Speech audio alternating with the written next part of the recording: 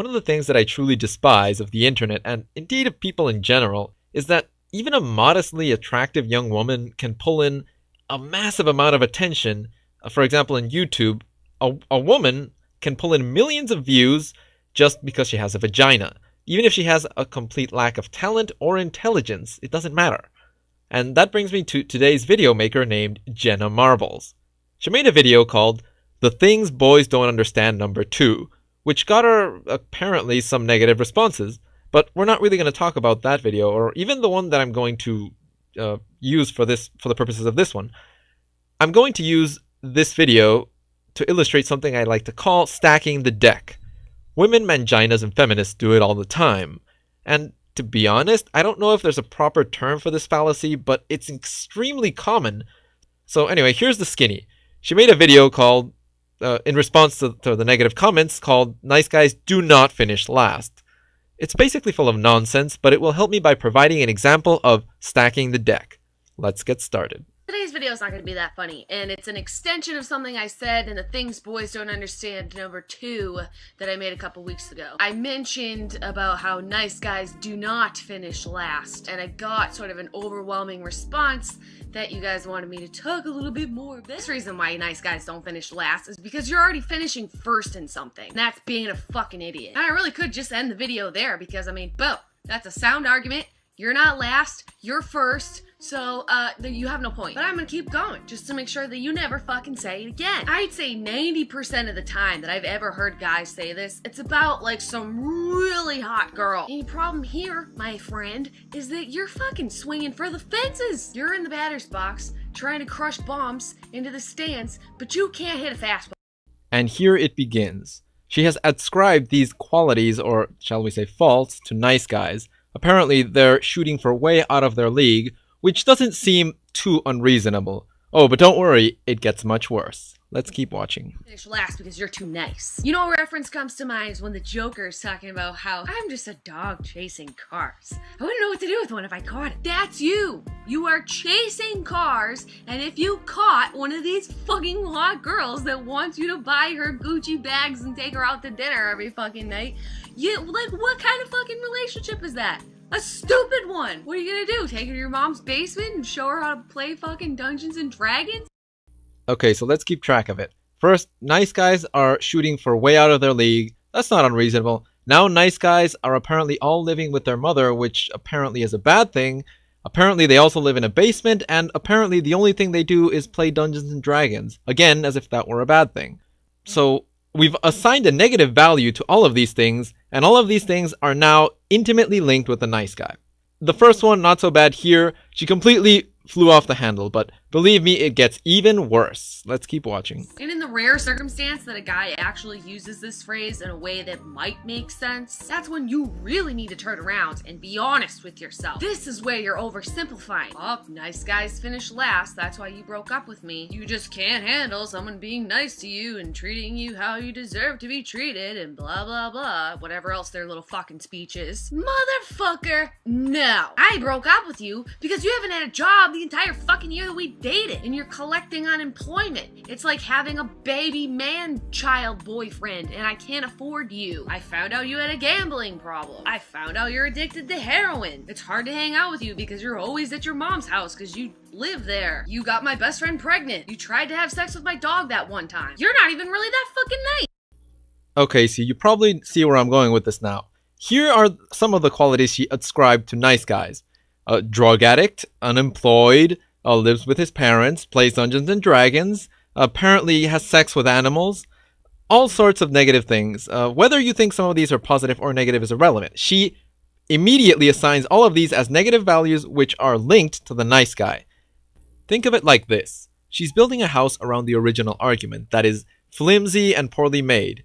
At the end, her basic argument is just to take the foundation of that poorly made house and watch it crash around the argument. At no point was the actual argument addressed. She just piled on a bunch of nonsense until almost all logic and reason was buried under bullshit. Number 1. Nice guys are drug addicts.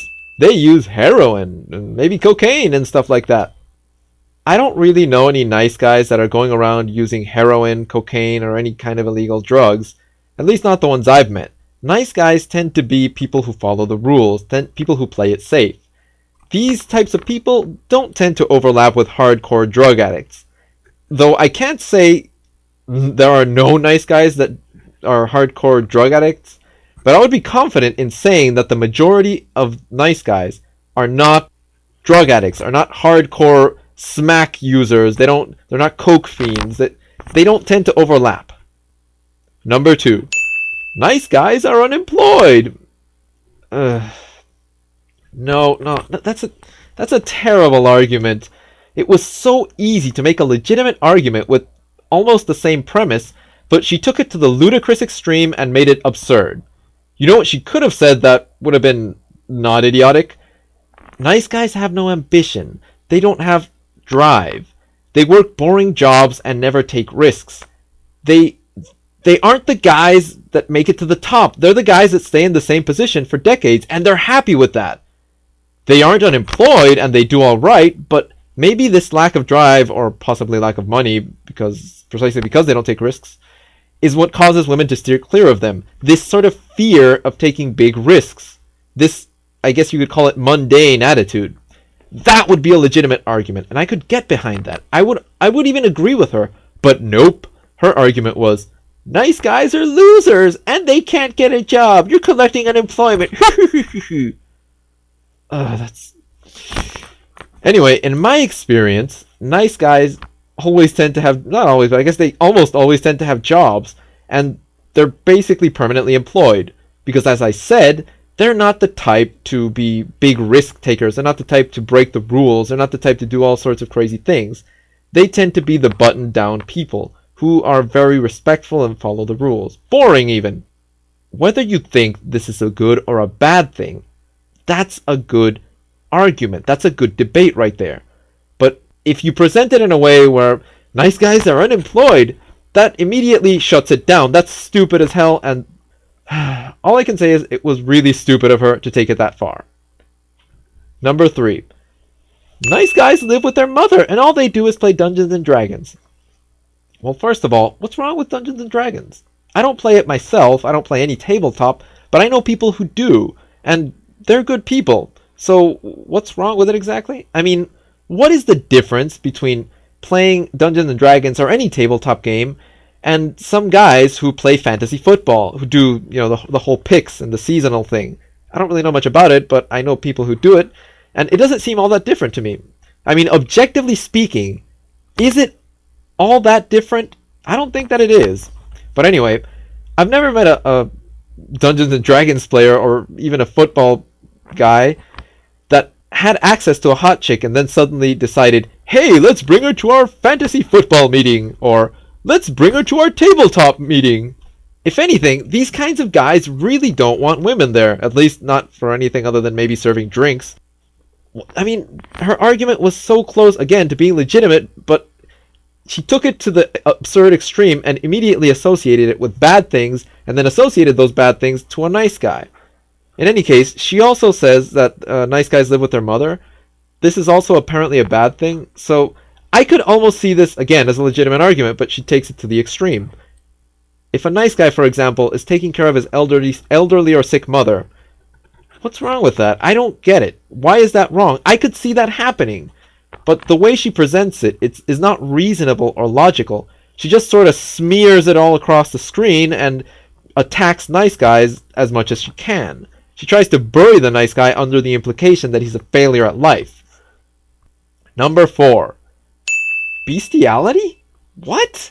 I don't even know where that one came from. I would say that it's a joke, but in general, I would say her whole video is a joke, but I've seen her comments, I've read parts of her blog. She is not joking, unless she's a very, very consistent troll, but I really don't want to give her that much credit. She is not joking. This is her argument. And it's flimsy, nonsensical, and absurd, just like all the others. No, I'm not going to address it. So what did she do in the video exactly?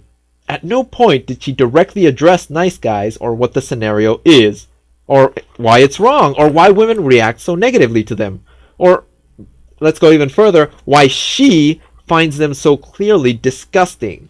At one point, she says women don't find nice guys unappealing, but she then spends the rest of the video bashing them hard. It's pure nonsense.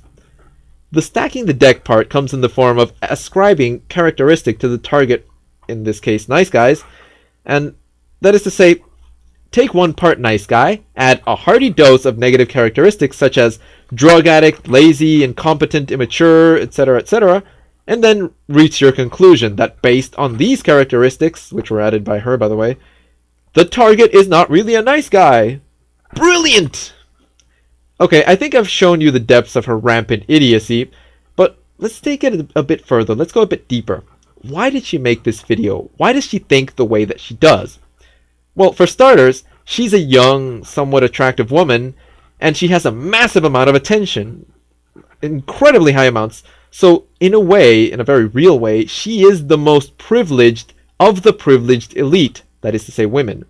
It makes sense that she would suffer a complete disconnect between her and any kind of analytical process. That is to say, she doesn't use her brain. Logic and reason are foreign concepts to her and others like her.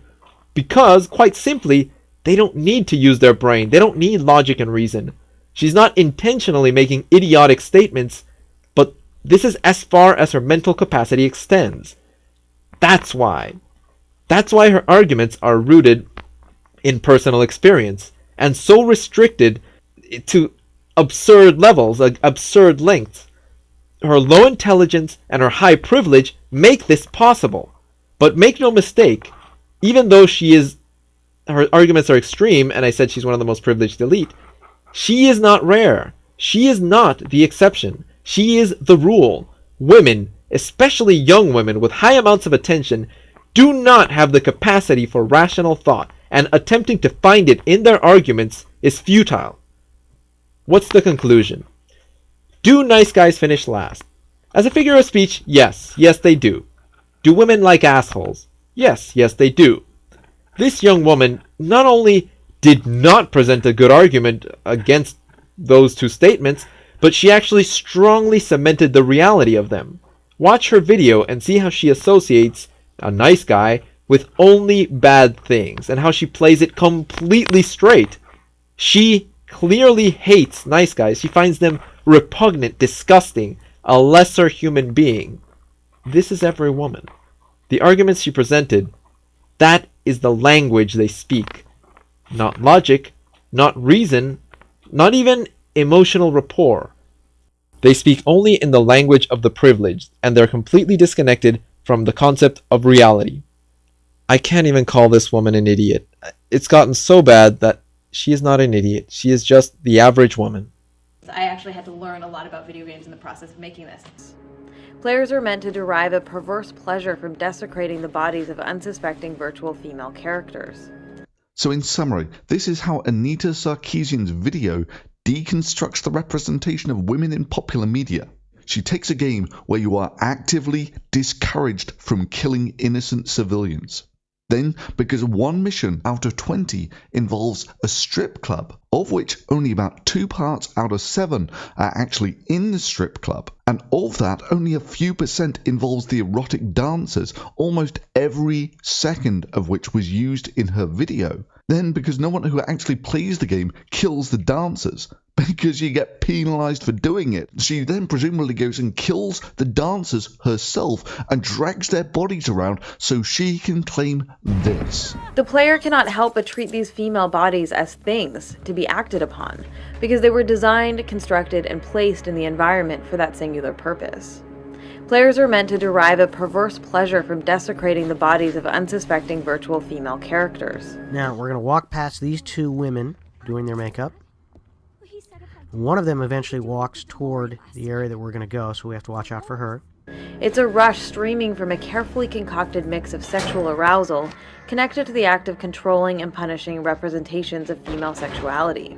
Jesus Christ, woman, you are a liar without shame. It's like complaining that bricks are designed to cause vandalism in a crime-free town where vandalism is actively discouraged, and then going and smashing your own car window with a brick just to show how much bricks cause vandalism and how much this town has a big problem with vandalism.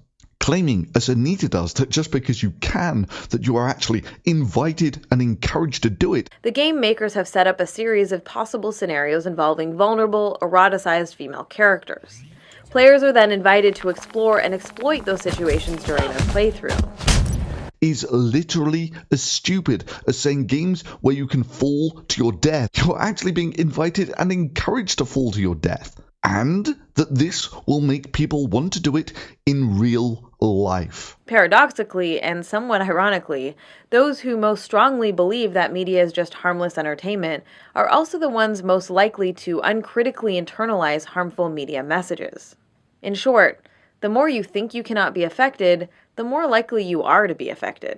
This is not just slightly dishonest. This is pissing on them and telling them it's raining dishonest. And the Game Developer Awards and YouTube Nation just lap it up. The thing that disturbs me the most is the kind of personal backlash that Anita and her channel have faced. She's had to turn off her comments and hide her like-dislike ratio. This is not okay. Please watch this video and share. Video games, like, I would love to play video games, but I don't want to go around shooting people and ripping off their heads, and it's just gross. So I'm not a fan of video